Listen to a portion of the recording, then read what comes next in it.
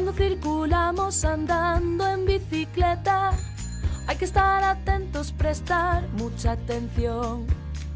Hay que cumplir siempre las normas y señales de circulación.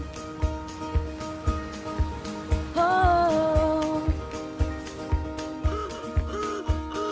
Rojo nos paramos, verde circulamos, amarillo observamos con mucha precaución. Son los semáforos con luces de colores, evitan accidentes, ayudan un montón.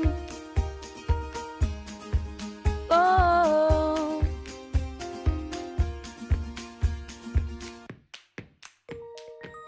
También hay señales que son fundamentales, redondas, triangulares, de fácil comprensión.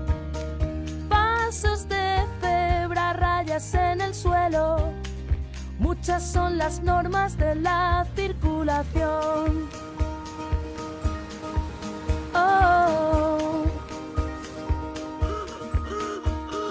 Rojo nos paramos, verde circulamos, amarillo observamos con mucha precaución. Son los semáforos con luces de colores, evitan accidentes, ayudan un montón. Siempre que vamos subidos en un coche, hay que ponerse bien el cinturón, el casco en la cabeza si monto en bicicleta.